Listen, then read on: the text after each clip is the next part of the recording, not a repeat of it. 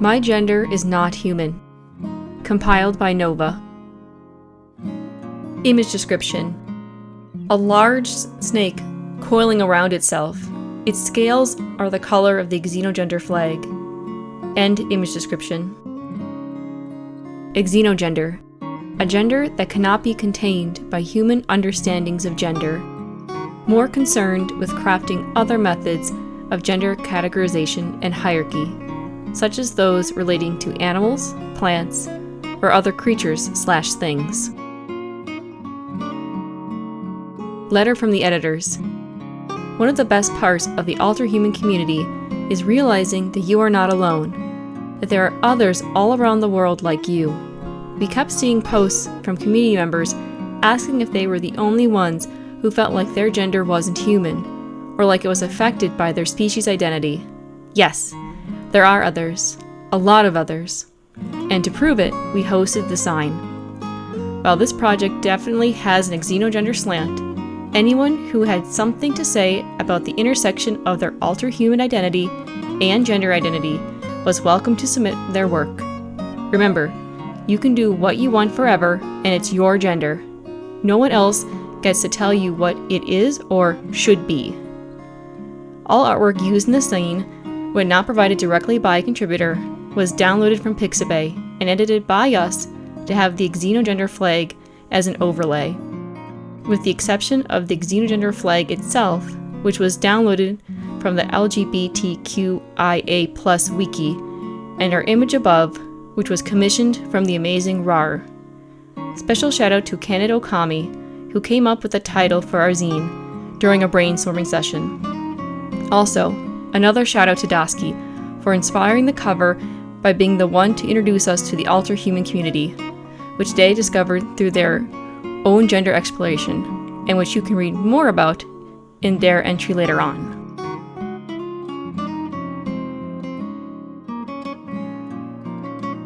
Image description. Profile picture of a golden hydra with 3 heads. They are all grinning with happy enthusiasm. End image description.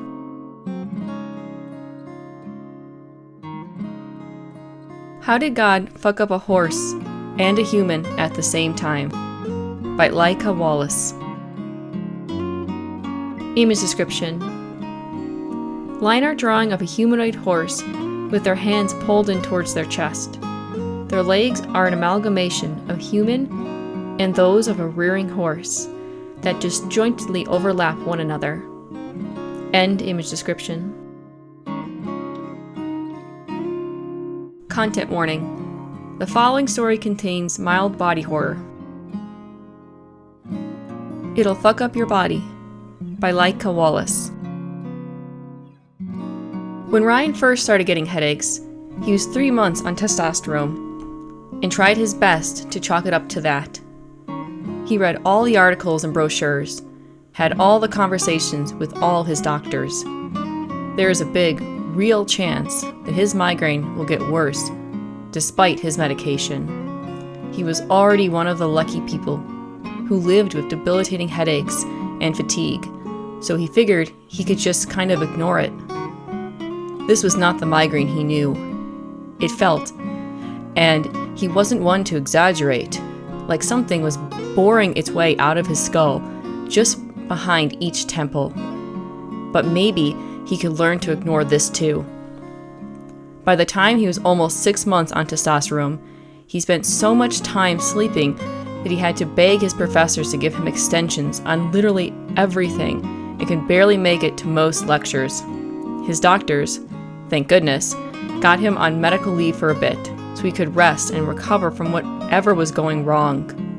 He prayed it would pass.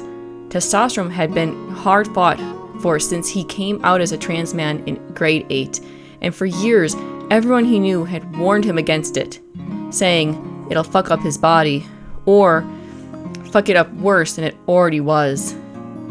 He'd only managed to get a supportive doctor after moving out last year during his first year of university. He wasn't about to give it up over some fucked up symptoms he dealt with his whole life.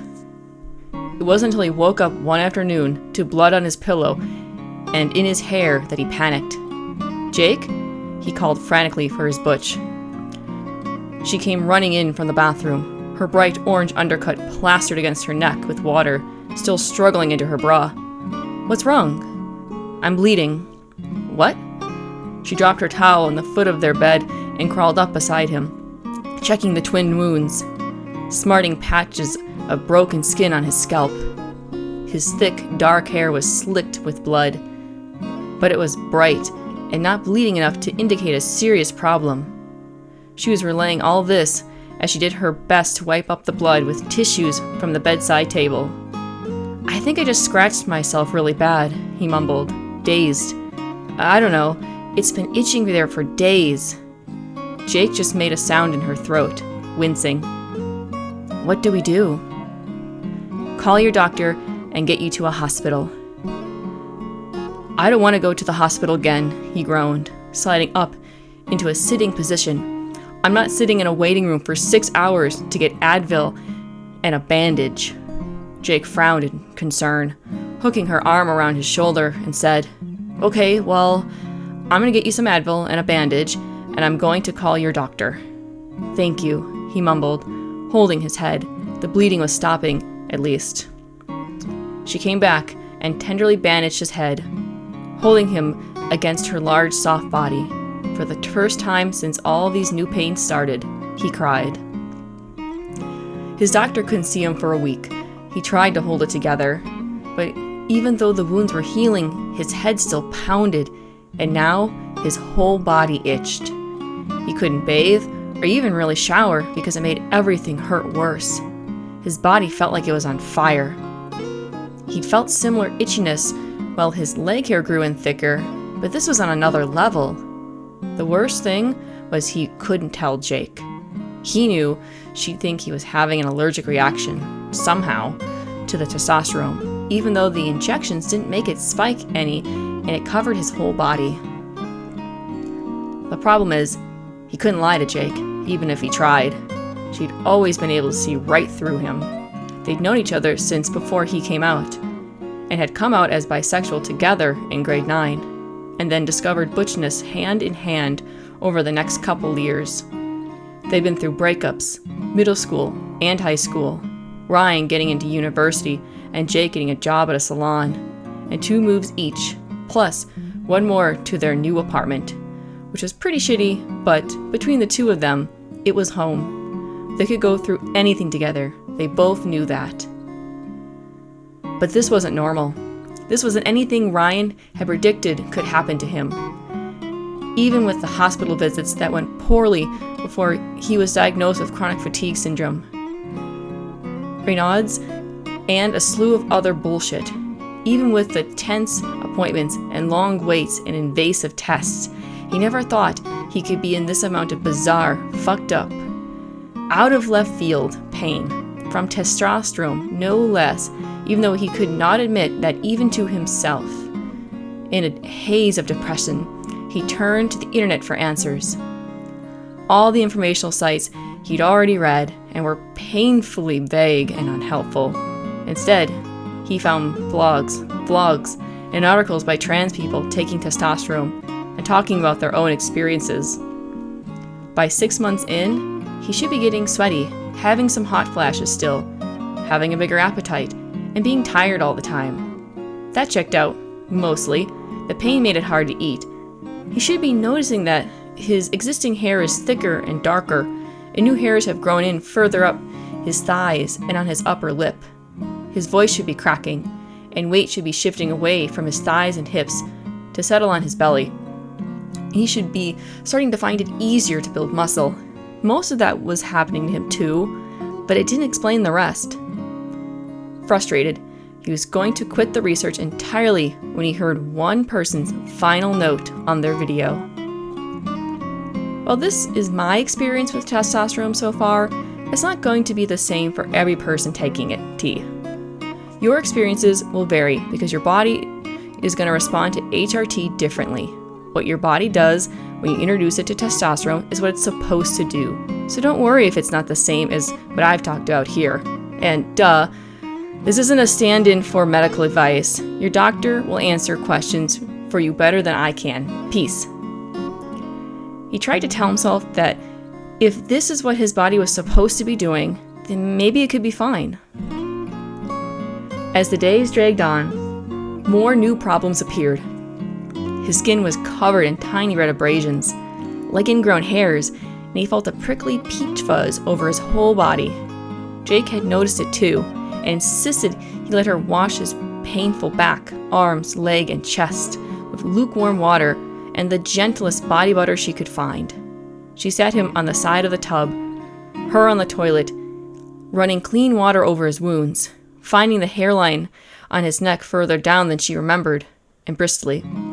The sore spots on his head became lumps that protruded further, breaking through the skin to show ridged black bone. The tiny hairs all over him, covering every inch of his skin, broke out and darkened to a dark, rich brown, like the hair on his head. "I don't think this is what testosterone was supposed to do, Ryan," she said one day, only 2 days from the appointment date, as she wrung out the hand towel in the sink. From the edge of the tub, Ryan said, "I know." "What do we do?" "Cancel the appointment with my doctor." Jake looked at him for a long time, not saying anything. Ryan knew that this was beyond the scope of normal relationship hiccups. He knew that he was turning into something. He knew it would be reasonable to leave him, to say the least, or take him out back and shoot him like a lame horse. But meeting Jake's eyes, there was no fear. He stood, shaking, and reached out to her. She closed the distance and wrapped her arms around him, stroking the stubbly fur along his wide back, not minding that his dampness stained her shirt.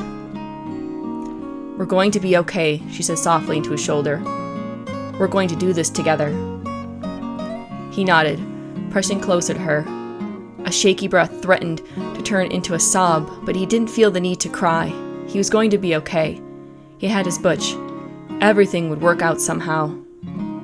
So she canceled the appointment and wrote down everything that had been happening since the headache started, spending hours getting it all down in one day so they could start recording properly immediately. She began recording what Ryan ate, what he did all day, how he slept, how he felt. She measured the growth of his hair, which had begun growing plasticky and pin-like down his neck and onto his shoulders, and the fur that evenly covered the rest of his body. She took special care of the bony nubs on his head, massaging the inflamed skin around them and applying polysporin to make sure it wouldn't get infected.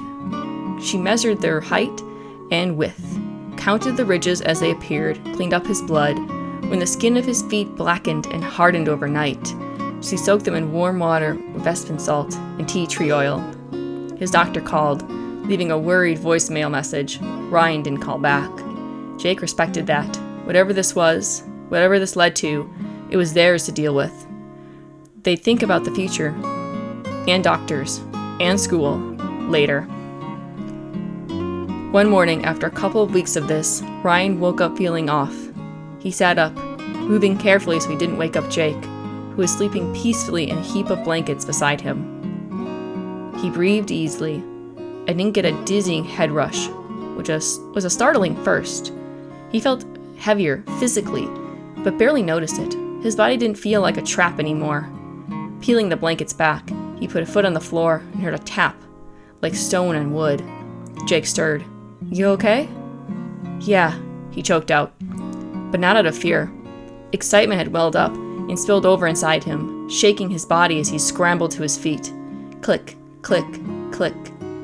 He ran out of the room, each footstep ringing out through the hallway and making him go faster, faster. He skittered against the tiles in the bathroom, almost slipping, but grabbed the counter. Pulling himself up, he looked in the mirror and gasped. The nubs that had broken through his scalp had grown into skinny curved ram horns, arcing over his hair, which, he noticed as he ran his fingers through it, had melted into a glimmery black-brown feathers where it had grown down on his neck and shoulders. The thin fur that covered his body had thickened so his pale skin was invisible through it. And looking down at his feet, which only the night before had been aching, twisted, and swollen, were completely changed. He now had a pair of cloven black hooves. Jake stood in the doorway, rubbing the sleep from her eyes. "Ryan?" He brought his hands to his face, vision blurred by his hot blush and a huge smile that wouldn't go away. He tried to say something, but nothing would come out. Are you feeling okay?" she asked, hurrying to meet him. She put her hands around his and inspected each new change. The sleek feathers, the sharp horns, the velvet fur. "I am," he said, breathless, leaning into her gentle touch. "I've never felt this good. I can't explain it." She cupped his cheek, running the flat of her thumb along the fur on his cheekbone, wiping away tears of joy. "You don't have to, Ryan. I love you. You really still love all of this?" he squeaked, voice cracking slightly. She nodded. "And I always will." He kissed her, winding his arms around her body, and they both knew that because they were together, everything would be okay.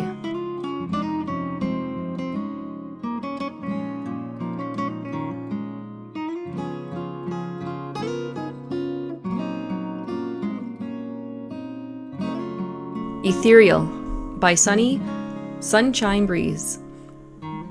For when time crunches the mind, for when orders move my body without a thought, for when buzz echoes the office, in the split second of peace, I am there. I am there, so undeniably not who I was, so undeniably not who people saw. For the woman I was, I am not. For the man I wasn't, I am not.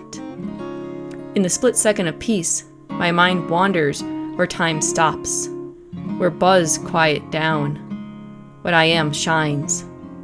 I am there, small and sometimes big. I look dainty and frail, but never truly touchable. I leave a trail of glittery dust in my path as I fly about them with my wings. My power sings in magic.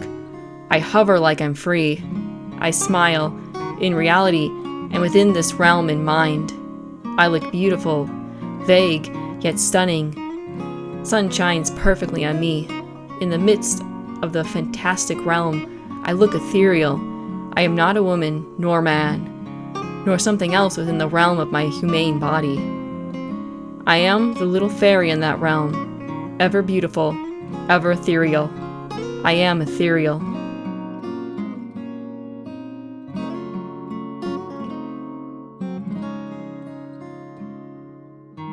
Seabag, Gender by Toby Riverrock. Image description. Listing gently in the boundless ocean, simple, mindless, free, written beside a huge humanoid jellyfish floating through an ocean filled with colorful fish. The blue folds of a jellyfish body act as a skirt and cap to an orange and soft humanoid shape with extended flipper-like arms. Their core is translucent and shows the impressions of ribs and a lighter core. Shining eyes peer down at the viewer from underneath their cap, and long tendrils cascade down around them from their cap and skirt. End image description.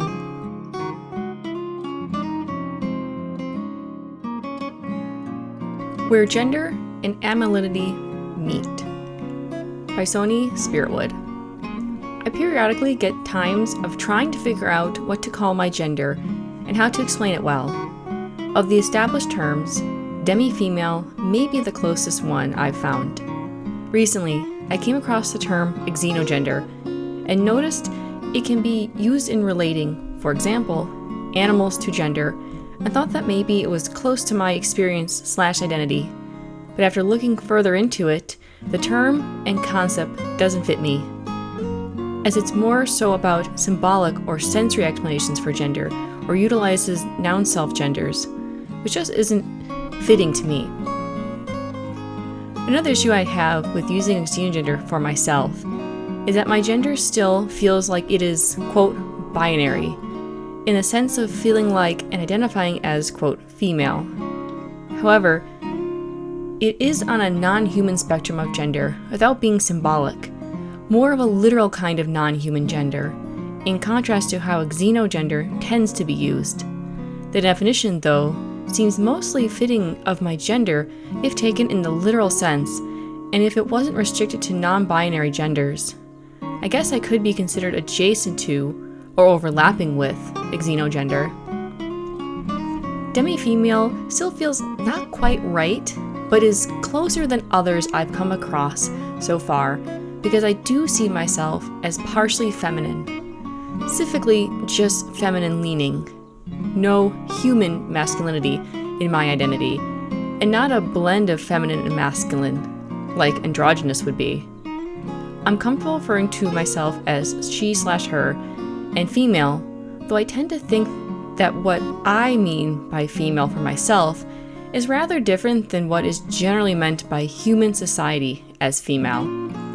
If anything, I'd call it something like neuter female, but that still doesn't get into the depths of what the hell I am gender-wise.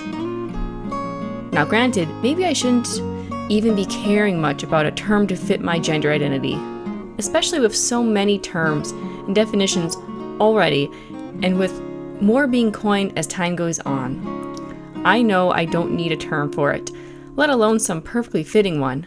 However, at least thinking about the terminology and exposing myself to some of these terms helps in my introspection and towards better understanding myself, including in relation to, and in contrast to, other people. It also lets me understand the extent of my personal animality and how it permeates through into so much of who and what I am on a non-physical level. Over time, in part through considering these gender identity terms, I've developed a better concept and understanding of just what gender means to me and how or where I fall along the vast diversity of gender identity. If anything, I kind of like the term feragender, which I came up with only to follow that with a web search and find someone last year had coined it online. Though their definition still kind of fits, just without the specification of wild animal, because I don't see mine as specific to being a wild creature. Sure, fera denotes wild, but honestly so many other terms I thought of were already coined and weren't fitting. For example, allogender, zoogender. Granted, I don't like the sound or look of that one, just personal preference. Allogender and zoanthogender sounds okay, but too specific sounding, even though this is ultimately meant for me. I'm just weird and like it broader than that. Shrugs. I guess feragender, neuter female, is still about as specific and fitting I have currently. So aside from all this terminology stuff, what even is my gender identity like? Well, from what I've figured out so far, I see myself as female, but not human female, is essentially a different construct and spectrum from that of human-specific gender. I, beyond gender, identify as both, intrinsically, human and non-human, humanoid and non-humanoid, and that runs through into my gender. It turns out, I'm not surprised honestly. At my core, I am a shape-shifting, to a restricted number of forms/creatures, humanoid who happens to live a mundane human life in a human body, and that pervades into the whole of what is me. My understanding of my gender deals with concepts derived from the sexual, genital, and sex hormone aspects and influences of a creature that doesn't exist. I've realized there's basically a concept my mind identifies as fitting my gender that happens to be based on some kind of shape-shifting humanoid creature, which has therefore previously made extra difficulty in me understanding, let alone explaining and naming, my personal gender. About these humanoid creatures, they still have males, females, and in-between/others in regard to sexes, let alone genders. But they have distinct differences from that of human sexes. They are sexually dimorphic, but only mildly, less than humans. All sexes have minimal body and facial hair. Their hair is mainly on scalp, eyelashes, and eyebrows, with thin, fine, and light-colored hair over the rest of their bodies, including armpits and pubic area. Females have permanent breasts like humans, but their vulva is minor, only a slit or hole. They are more curvaceous, like human females tend to be, Males have no external genitalia, only an external slit or hole as the opening, and have a human-like androgynous appearance to their bodies. They don't have much in the way of femininity or masculinity in the sense of how it is often conceived for humans in general. Actually, I don't know if that's really just an attribute of those creatures, or if it's mainly a me thing, from seeing myself basically as a neutered, non-human creature/humanoid. In my case, for my gender identity, I would like to be one of those females, although a neutered one, post-development of secondary sex characteristics, retaining a sexuality and sex drive based out of pleasure, not for reproduction or from sex hormone influence, and identify as sterile. I also sometimes, when my libido and arousal are strong, experience an erect phantom humanoid penis. I don't have a good concept of its form, but it's without testicles. Though, so far, I don't consider that part of my gender identity. I feel it is just something strange I experience for whatever reason. Though perhaps it's a humanoid internal penis that I only feel when it is erect and, quote, unsheathed, in an external position. I really don't know yet. Also, at times, I have the desire to do binding of my breasts, though I've never journeyed into actually trying it. Including feeling sometimes, not always, more aesthetic and sensory-based satisfaction when my breasts feel relatively flatter due to wearing certain kinds of shirts.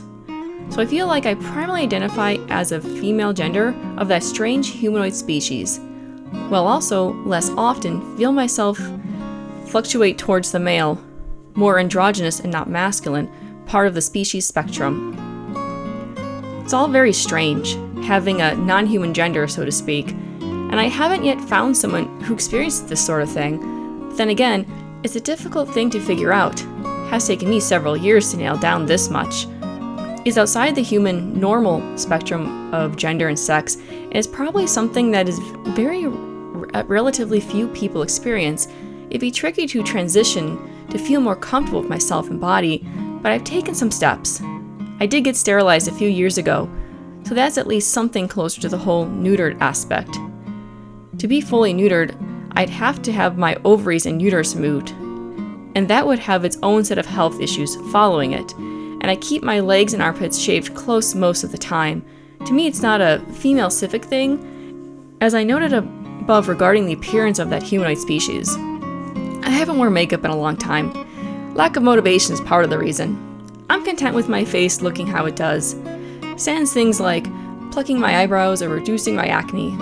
But I will note that initially in high school when I started wearing makeup, it was largely inspired by men wearing similar styles of makeup that I went with, as also the same men influencing my hairstyles back then sometimes. I see makeup as a gender-neutral thing, even if it isn't treated that way in a lot of our societies. Beyond that, I'll never have my genitals transition to be like I feel they should be. While I'm at it, I'll throw some in here about my sexuality. For years, I identified as gray asexual, more specifically now as demisexual, which I feel is fitting enough for me, along with polysexual, though confirming the polysexuality is tricky given that I'm demisexual and have only been sexually attracted to, I think, 2 people in my life, one a trans man and the other a trans woman. When I'm outside of one of those romantic relationships, and before I developed a genuine romantic attraction to either person, I have been devoid of sexual attraction and even lacking a sex drive. For the past several years, I've been in a stable romantic relationship, and it started off with some level of sexual attraction. Already romantically attracted to this person, and been with them previous times. It may be a low to moderate sex drive, but for the past few years, the sexual attraction and especially sex drive have been high. Personally, I think it relates to my chronic depression as some fucked up way to balance out the fact that around the same time as the sex drive went up, my ability to feel pleasure during sex dropped. Sexual anhedonia. And so did my ability to orgasm. So it feels weird to be a demisexual person with such a high libido and high sexual attraction, I'll bet all directed at either one human person or, alternatively, fictional humanoid creatures, and on top of that, being anorgasmic and having sexual anhedonia. My body and mind are just odd when it comes to this stuff. Addendum, my gender. Upon further, gradual reflection on and off for months, I've come to understand more about my gender. More accurately, the concept I align my gender with is the same as what I had previously written in my Where Gender and Animality Meet essay, but my understanding of it as non-human has changed. It's kind of confusing in that it's sort of a liminal concept between human and non-human, given that it doesn't align with any known human/hominid or primate that I'm aware of, even though it most closely resembles Homo sapiens, so hence my confusion in labeling it previously. I've taken to now terming it parathorogender, or basically a gender that is near and beyond human, but not actually human as we know it, i.e. homogeneous or other real hominid.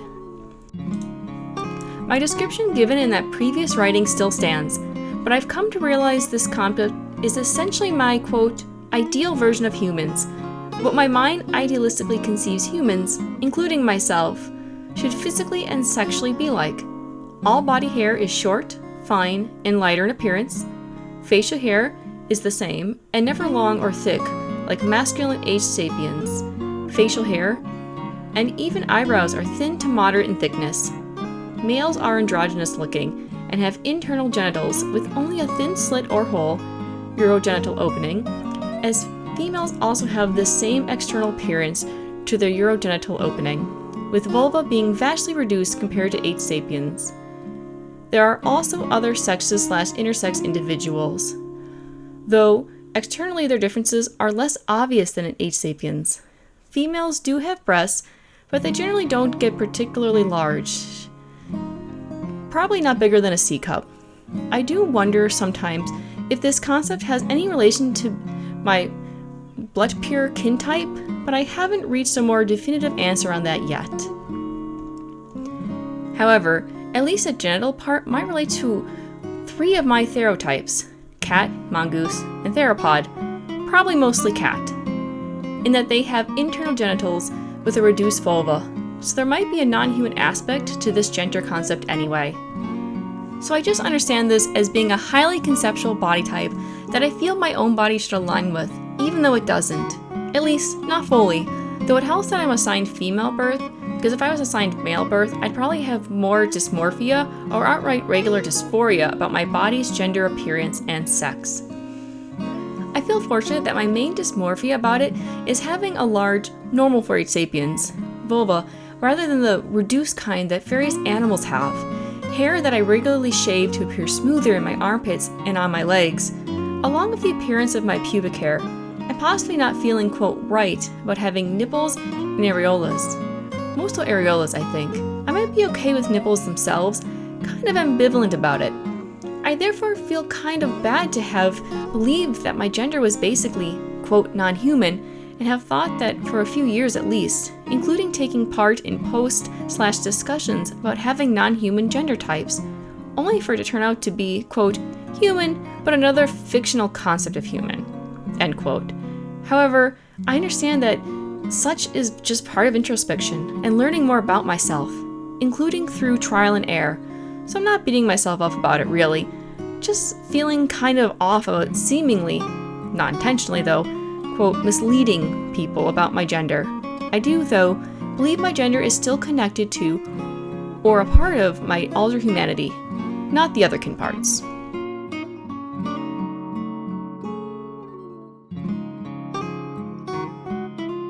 Content warning. The following story contains mentions of body image and misogyny. Reclaiming Female Through Therianthrophy by Sarah B. Can you imagine the scent of the velvet fuzz of a newborn animal, the experience of a dark den now filled with new life, life that hasn't even opened its eyes yet to the winter world just outside? Can you imagine the tiredness, yet sheer love and comfort of having your children welcomed into the world, witnessed only by you and the earth's soil? It's something I often dream of, and it's that very experience that made me realize that I'm not transgender. It's funny, because in this community, it feels as though the majority of individuals here are transgender, and that experience ties closely into their non-humanity. For me, the opposite occurred. I had a top surgery letter in my hand after years of feeling not quite right in my body or in how people perceived me. I had every reason to feel this way and to want this, even if it felt imperfect. Looking back, I remember how I got to this point. Be skinnier any way you can, it'll make you prettier, they'd say as they, themselves, are ironically obese, and I loved them no less for it. Grow your hair long and change your clothes. You'll look more like a lady. A projection rooted in the ideals of someone who reads far too much Jane Austen. Women should be subservient and provide endlessly, or they're selfish. Dread set in every time I filled someone's coffee or plate of food due to expectation or demand. Every time the topic of how I looked in a dress or how my hair wasn't as long as someone else wanted. The disappointment of my family when they learned I dated other women in the past, and the relief when I dated one man. The eye rolls and my teacher's discouragement when I expressed an interest in physics or chemistry. Even my finance degree was achieved through apparent luck, despite graduating top of my class. Every right I accomplished was met with a wrong in some new category. The very things that made men impressive made me disobedient. I starved myself to look a little nicer to strangers, cried in bed after being talked down to at work, slept away all of my sorrows in a curled up ball. Humanity didn't take kindly to me. It frustrated me, and combined with my general lack of identity at the time, along with diagnosed CPTSD, it was easy to relate to the plight that transgender individuals experienced. Surely, that had to be me, but the label and being perceived as something else besides female never clicked entirely. I figured that I may just have mild gender dysphoria instead, but for the first time, I really dived deep into what it meant to identify as a gender, as everyone was needing urgent, permanent decisions to be made on my end. Around this time, I took on my first mammal label, which was feline. Ironically, cats are often the first animals to be associated with femininity and to be mistreated because of it. I wanted motherhood, but I wanted my own kittens to rear more than I felt like I wanted to raise a human infant after spending time in a daycare and at a cat shelter. I didn't want my breasts, but not because I wasn't a girl. That's just how other animals are. Perfume was a method to mark the rooms I had been in, not for elegance. I still felt so female, yet I didn't see another way out besides transitioning until it occurred to me. What if I didn't have to be a woman, and instead, I could simply be female the way animals are female? There were so many women like me, such as in Brave, Princess Mononoke, Poor Things, or Wolf Children. The women who strayed from polite society to walk their own paths and stuck to their own desires. Even my own cat was female. It held her chin so high and demanded when she would or would not be held. This realization was the first time I found myself feeling feral freedom and uninhibited beauty in the ways I was. I was going to be the woman that rolls in the dirt, who is unapologetically beautiful in her own way, who chases after whatever her wild heart desires. I am not transgender, but I am not entirely a woman. I am an animal, and I am female in all of its unbridled ways. Shedding my domestic cat label, I have taken up the title of Bobcat. With it, I swear on my name that I will bite the hand of any who wish to tame or domesticate me ever again. I have been released out of the crate and back into the wilderness where I belong, and I shall never look back down the mountain. I feel the moss beneath my paws, the cold breeze kissing my nose, the smell of rain-soaked woods. Ravens cry as I run on 4 legs towards the peak, released at last from the grips of mankind. I feel the warmth of a life suddenly worth living, growing along with the hair I now reclaim as my own fur, without shame or expectation. I am home at the summit of my own world. My spirit runs wild, and she is female.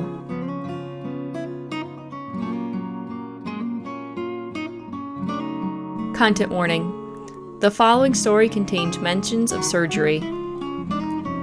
Unsettle by Vievery.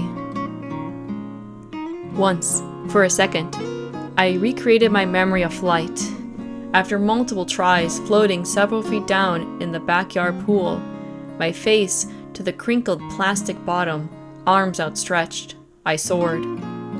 My feet grappled for purchase as I scrambled upright and gasped, reaching the water's surface, and broke the fragile illusion, my wrongly bent limbs falling slack to my sides. When I lost my canine teeth to braces, a chip fell off my sole.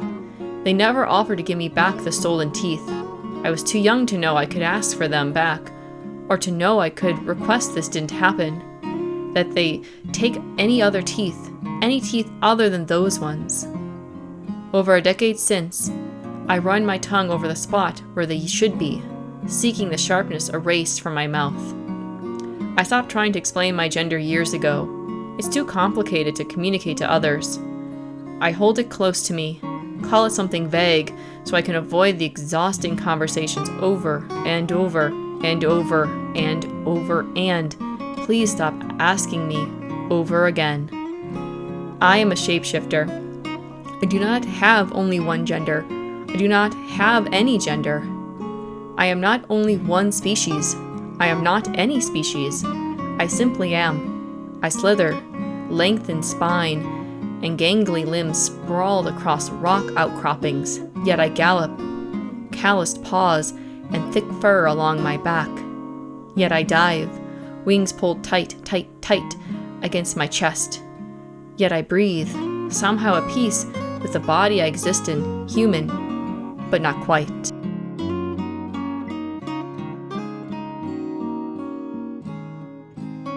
Genderfluidity, a mere poem, by Telu Telu. Matter changing, gender changing, pants to skirts, creeks to rivers, rain pouring down, ponytail released, rotating pronouns, tides turning is, gender fluidity, is turning tides, pronouns rotating, released ponytail, downpouring rain, rivers to creeks, skirts to pants, changing gender, changing matter.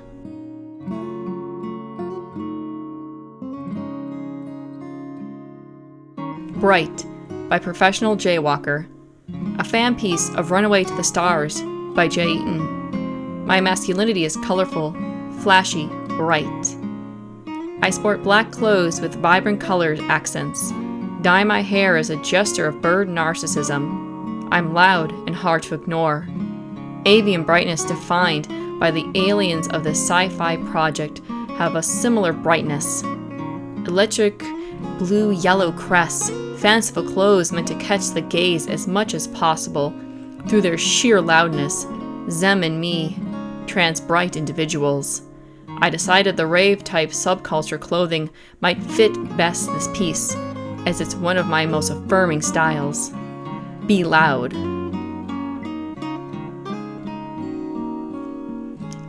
Image description. A human figure holding talons and dancing with a raptor. Both creatures are largely black with pops of bright rainbows.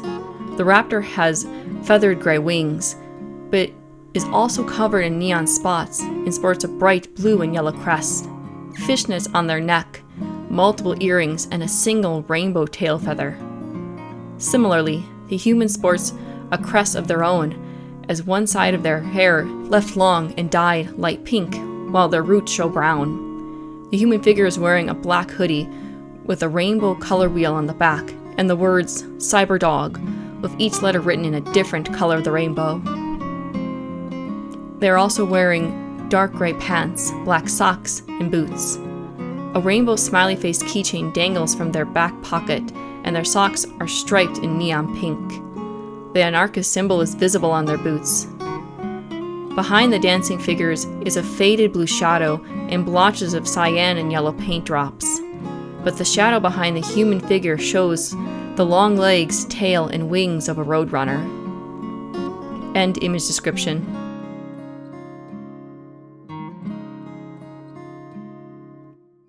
Content warning. The following story contains intra-community respectability politics and extra sexism. We Are Monsters, and That Is a Joyous Thing, by the Dragonheart Collective. We suppose we are the bad kind of non-human. The kind that has dysphoria. The kind that wants to get body mods about it. The kind that calls themselves transspecies. The kind that leaks being transgender and non-human so deeply it's the same thing for many of us. Dysphoria is indistinguishable and intertwined. Half of us have genders that are heavily connected to our species identity, sometimes to the point that the species identity is the gender itself, rather than it just affecting presentation. Those of us who mean it for realsies ruin the argument that otherkin is not like being trans, and isn't ever a gender. We are those in the community who are called disrespectful for being trans and otherkin and having that intersect.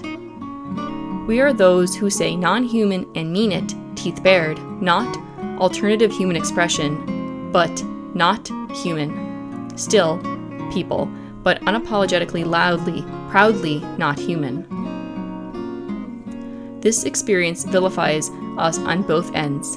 It makes us also the bad kind of transgender, the kind with contrasting identity labels and weird pronouns, the kind with weird genders, the kind that is the I do actually to the non-binary.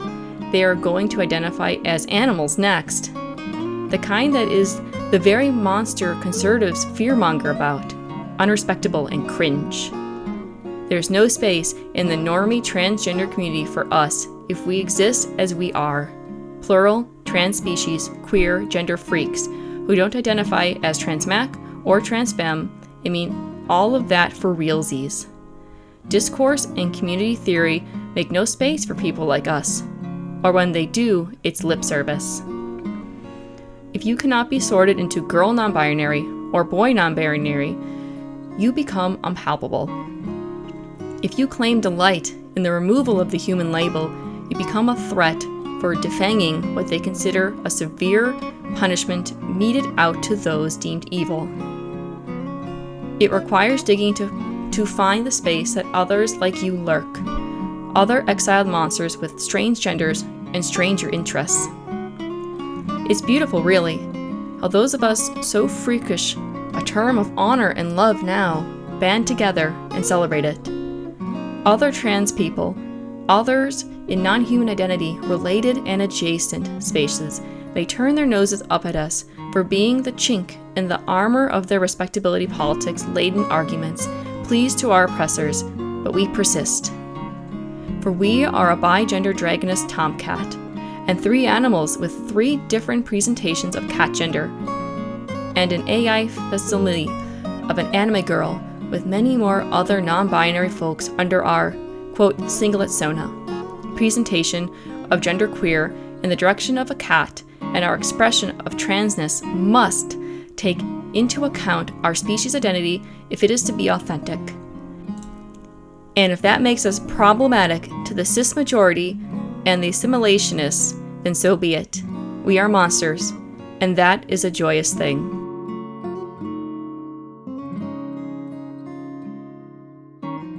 My Gender is She-Wolf, by Earth Listener from the House of Chimeras.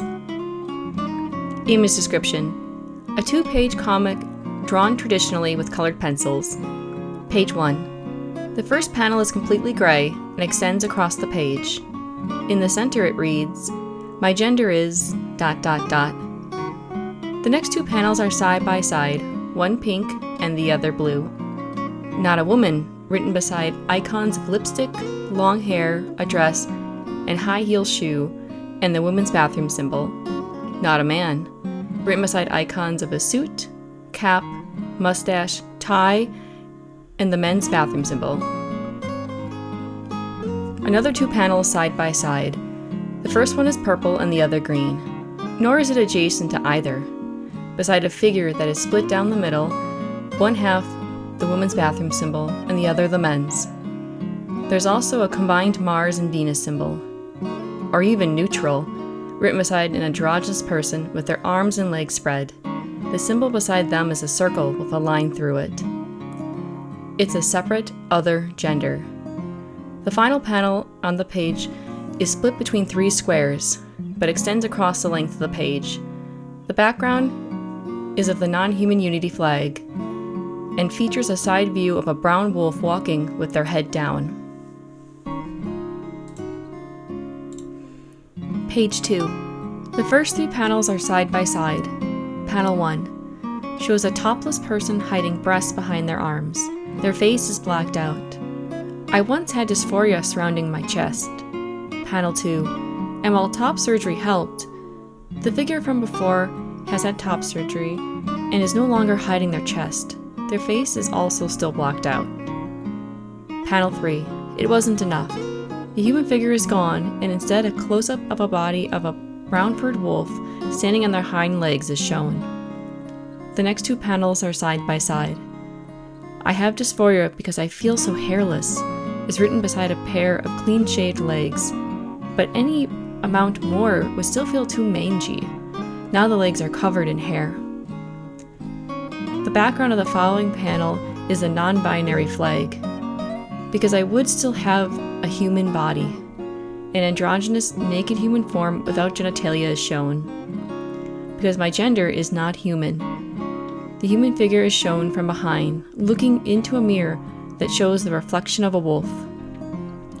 The final panel extends the length of the page, and its background is the Nonhuman Unity flag. My gender is she-wolf. A brown wolf is shown, laying down with their head over their front legs. End image description.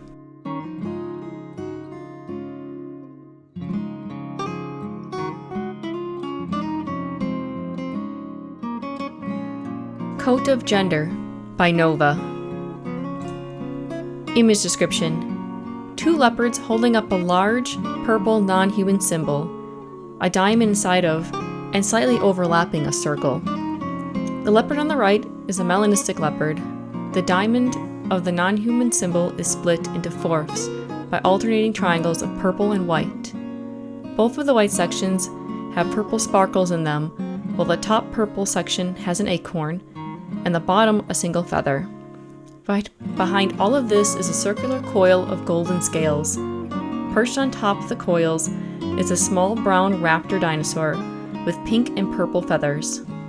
At the bottom is a banner that reads, "She, they, and a many-headed dragon way." End image description. A code of gender is a visual way to describe gender identity inspired by traditional European heraldry. Our shield is the non-human symbol, surrounded by golden coils that are reminiscent of the scales of our Hydra self. This is because a lot of how we understand gender stems from being a non-human system of 5 dragons. We kept a nod to femininity with the choice in colors, muted purples, pinks, and golds, and that clever girl on the crest, but kept many of the other elements neutral.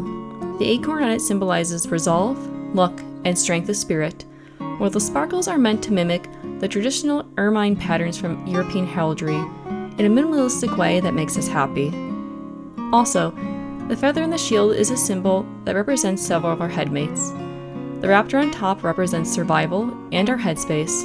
Last but not least, the leopard symbolizes strength, duality, mystery, and personal power, and are in general a vibe for our code of gender.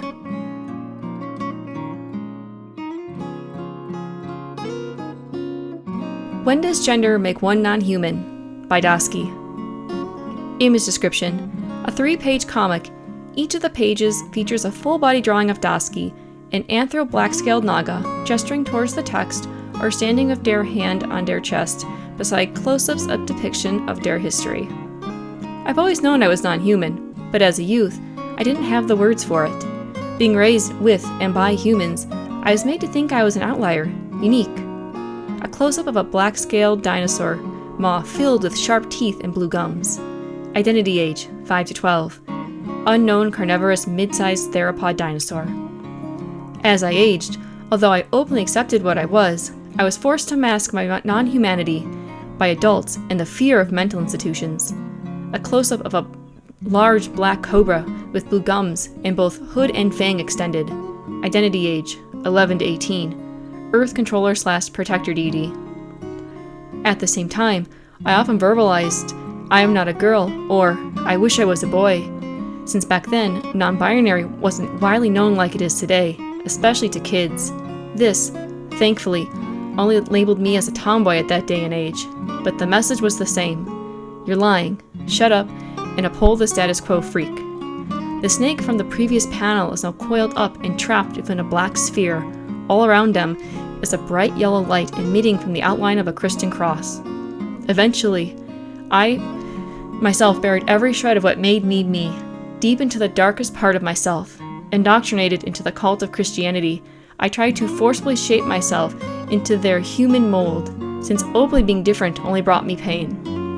Thankfully, my indoctrination didn't last very long, and next helped bring me back to my senses, and gave me the environment I needed to unearth my non-humanness.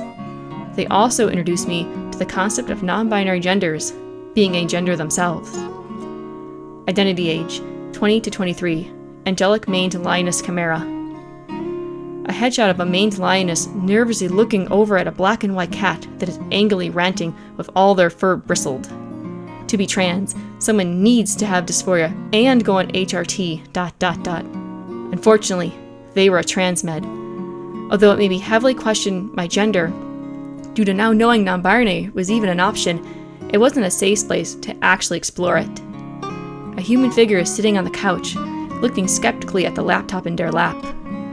It wasn't until I got together with my now spouse, who was very supportive when I told him that I'm not straight, that I felt comfortable enough to begin to look into it. So look into it I did. I followed Tumblr blogs about non-binary and xenogender identities, and read countless websites. Eventually, I found a huge Google Doc of Mogai gender identities. There were several that fit my description of gender that cannot be understood by humans, but one in particular stood out. The next panel is a close-up of their laptop screen.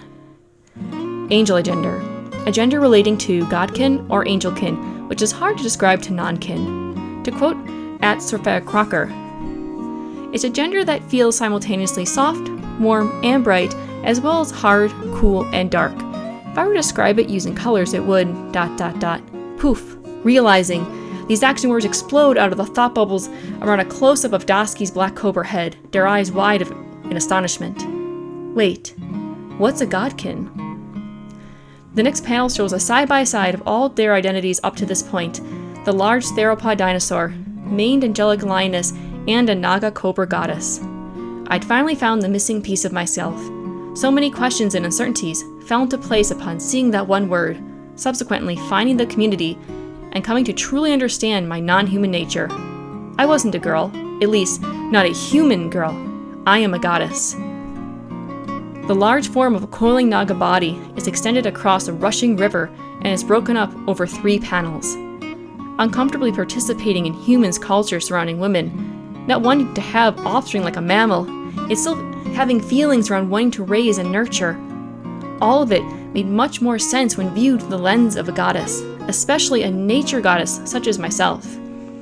Never did I expect to be so comfortable in my own skin, knowing not just that I wasn't alone, but that all of my instincts had been correct. I wasn't crazy. I only hope that others who need to know this are able to find the community and get the closure that they may need as well. End image description.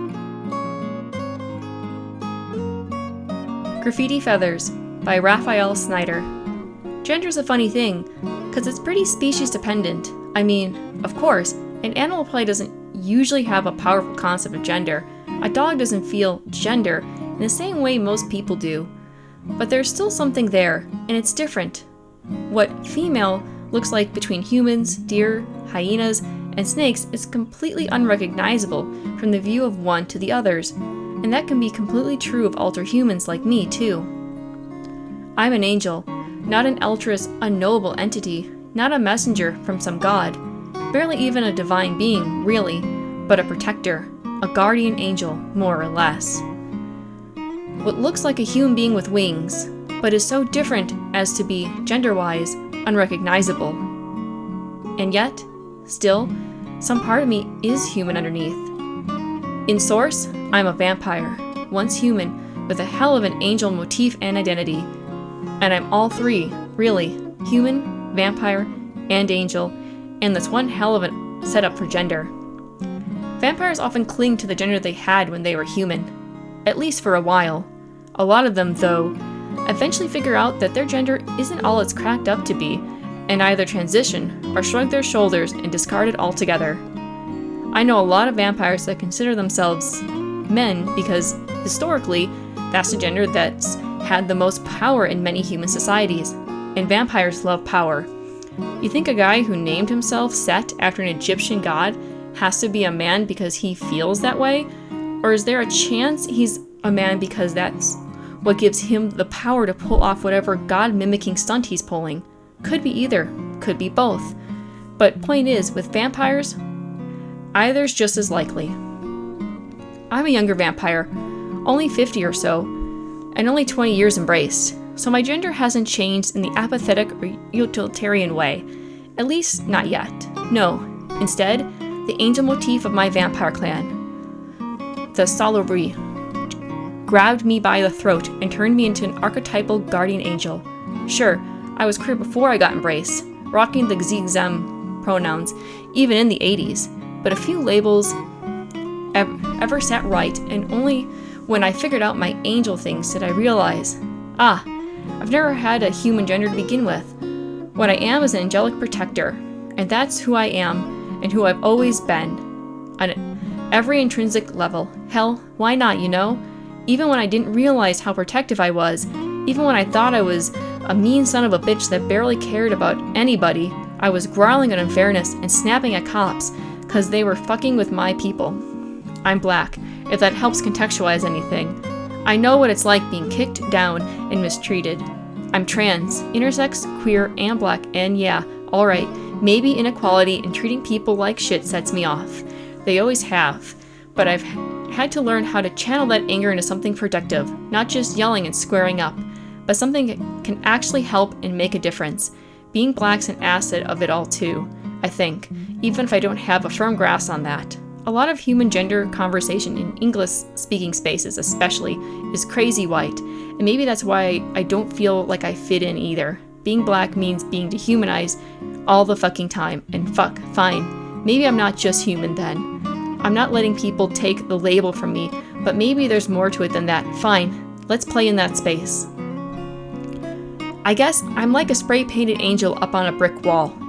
I'm a hope and a prayer for protection, a watchful eye actually trying to help and heal, not oppress and beat people down like the goddamn cops do. I'm an angel, but an angel of the people, one quintessentially broke and southern and black. I'm not a pretty little white waif of an angel. I'm a big motherfucker with an attitude and a complex about saving and helping people a mile long. Is that species? Is that gender? I guess so on both counts.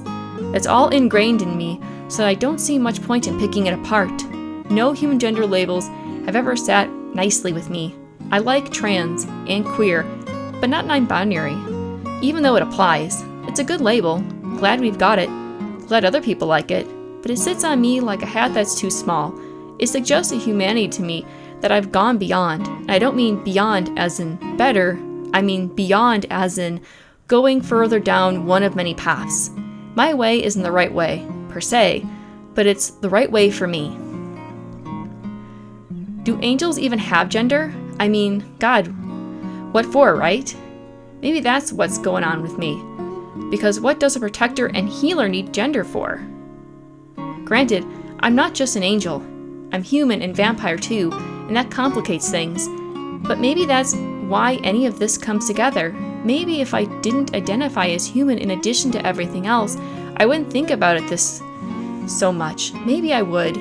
I don't know. But I picked they, them pronouns because they felt so outside of anything else I knew at the time, a step beyond and in a wildly different direction. And that's the only thing that felt right. I named myself Raphael, unaware of the angel thing I'd picked up years later. And it feels like a stroke of cosmic or divine genius. Raphael, the archangel of healing, and I became the one kind of vampire that can heal, the one kind of vampire that most other vampires agreed were good to have around until we nearly got wiped out. And is Raphael a man per se? Why? Or is he something else, and an angel entirely, and just takes the form of a man because that's what feels right, or what people expect of him? How similar would we be, and how different? Where do I fit in the host of angels that ascribe great religious meaning to their existence, whether that be Raphael, the archangel, or the dozens of angelkin and fictives I've spotted but more or less moved past because I ascribe such a different meaning to the name? Is this an essay? Is this a disorganized ramble? Is it me sorting myself out as I tell you about it, the 1,000th step on a path a million steps long? Maybe it's all of those. Maybe I'm still learning what my wings mean, and I want to feel understood, like I belong somewhere. Species and role and gender are all parts of our identities, and maybe for some people, those are easily separated, only overlapping in a few places, but not me. To me, every aspect of who I am is completely merged and intertwined with every other part, dots and sprays of paint on the wall, put there by someone kicked and angry but not broken, desperate for protection and to strike back in whatever way they can, making something beautiful along the way. I just hope I live up to that, because living ain't pretty, and I'm a lot more complex than a two-dimensional painting on a wall.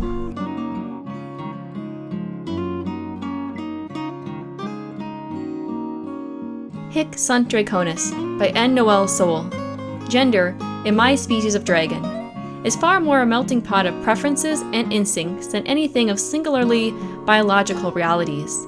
Gender is not based on any of the many sexes that my species can come in. Instead, it revolves around complex courtship rituals, territorial instincts, and occasionally some other odds and ends. Gender is interwoven with sexuality in a way that is hard to explain, but which matters greatly to define it. There are dragons who court, and there are dragons who are courted. There are dragons who are settled into a single territory, with or without a partner, and there are dragons who are nomadic and still searching for their own land to claim. For me, these are the two axes upon which my species' gender is most often understood. It may very well be that gender, as humans understand it, is entirely the wrong way to conceptualize what I'm talking about in this civic essay, but is nonetheless the only terminology we have to define this meaningful way of understanding ourselves and interacting with others of our species. These are the dimensions that dragons of my kind relate to each other within, and which provide much needed subtext and context for an individual's actions or inactions towards another. While gender may not be the correct term to encapsulate the entirety of my meaning, to try and remove these factors from what I am discussing would be the same as playing just a song's chorus to an audience, without the verse or bridge to accompany it. It gives an incomplete image. Courtship. Dragon courtship is my species' complicated affair. Wooing the object of your affections is something that, if done lightly or in jest, may result in the suitor being driven off or killed, and potentially eaten, by the prospective mate. There are those who court, who initiate the courtship, continuously pebble at their potential mate, prove their worthiness through tricks of intelligence, skill, or strength. We'll refer to these as suitor dragons. And there are those who are courted, who judge the courtship with a clear eye, test the potential and truth of what their courter brings to the table, and are constantly challenging their potential mate. Or we'll refer to these as prospect dragons. It seems like an inane difference to make, but it's an important one nonetheless. Not all suitor dragons are interested in prospects, instead preferring other suitors. And similarly, not all prospect dragons are interested in suitors, instead preferring other prospects. Some dragons are interested in any other dragon regardless of courtship differences. Some are interested in other dragons, period. Some dragons may switch between the two over periods of time. These instincts may also change in intensity depending on age or based on the individual, as well as because of certain environmental factors such as territory, nesting capabilities, and pre-existing offspring. These differences don't map to masculine/feminine dichotomies and aren't reliant on the individual sex. These also do not completely map to any human roles during sexual activity, such as top/bottom/first either. Courtship is a complicated affair that can involve sexual activity and procreation, but which does not have to. The end goal of courtship is not eggs. The end goal of a courtship is a long-term partnership with mutual territory and treasure and, if all participating dragons are interested, potentially offspring. Courtship also does not have to be a monogamous affair. Multiple dragons may court a single dragon together or separately, and a dragon may have multiple partners who are wholly separated from one another or who are also partners with each other. I would be considered a suitor dragon interested most often, though not always, in other suitor dragons in this explanation. Territory. In the same way girl and woman can be perceived to be different genders, so too can dragons with and without territory, and settled dragons versus nomadic dragons. Dragons who are without any kind of territory are sometimes young adults who have struck out on their own for a variety of purposes, although this category can also include old dragons who have abandoned or been driven out of their previous territory by a young upstart. It's rare for an old dragon to be successfully driven out of their territory due to the past experience and potential partners they may have alongside them, but it is not impossible. There are also some dragons who simply live more nomadic lifestyles and take up temporary territories, and those dragons who may temporarily leave their territories in hope of finding and courting a mate, usually to settle down with, but sometimes not. Referring back to the courtship categories of dragons, prospect dragons aren't typically going to fall into the category of being voluntarily nomadic due to how dangerous intrusions into other dragons' territories can be, though it's not wholly unheard of either. There are also dragons who settle into their territories and rarely, if ever, leave it. Some dragons may have smaller swatches of territory, while others may have larger. The size and variety of a dragon's territory can tell you much about them as a person. Some settled dragons may quite literally never leave their home, while others may visit the neighboring territories or take brief stints out to explore. A settled dragon will rarely leave their territory fully empty for long stretches of time. I am a dragon with territory of my own, which I rarely leave. I do not leave my territory in an attempt to court, although I do occasionally wind up with suitor dragons on my metaphorical doorstep because I am established. When I was younger, I did leave my territory for courtship attempts and exploration on occasion. My gender. You're a lesbian? I thought you were American.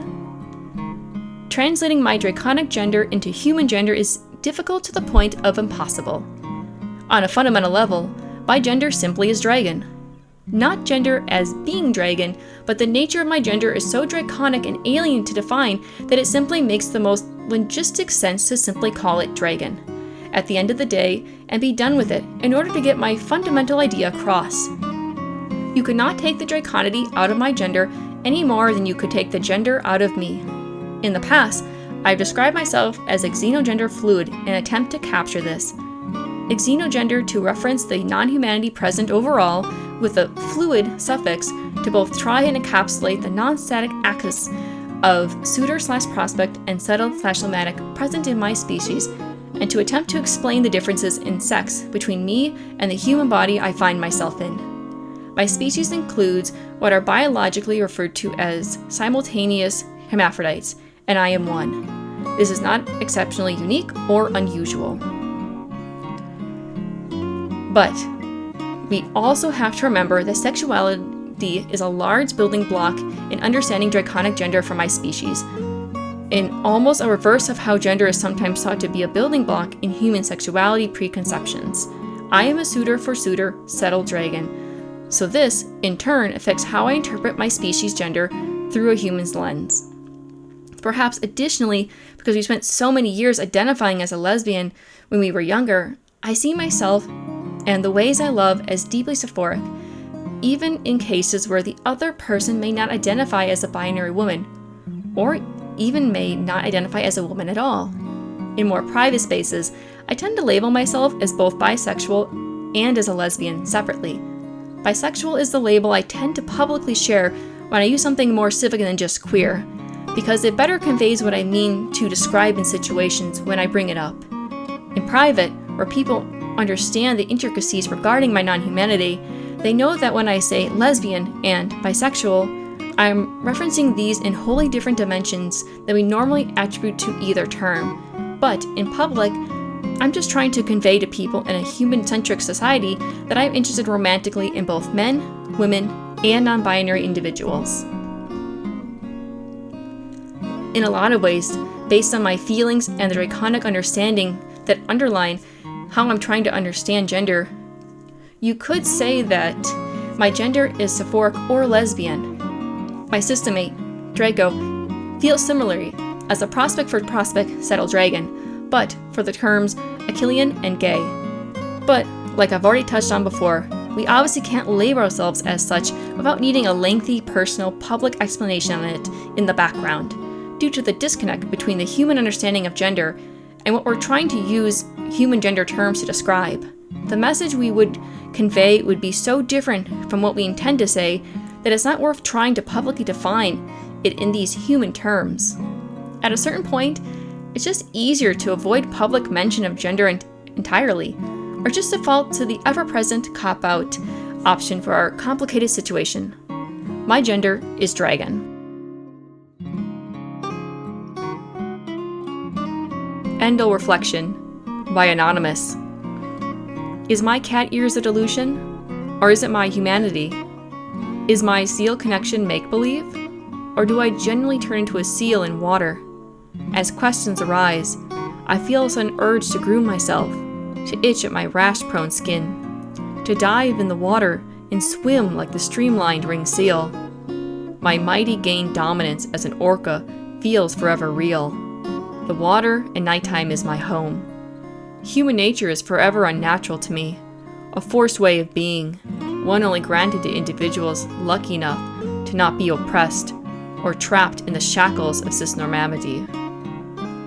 As I come to terms with all of me, my blackness, androgyny, queerness, fatness, disability, nonhumanness, amongst other things, I come closer to shattering myself out of that prison and living on my own terms. I don't owe anyone humanness. And not only am I non-human, but my non-humanness is also my gender.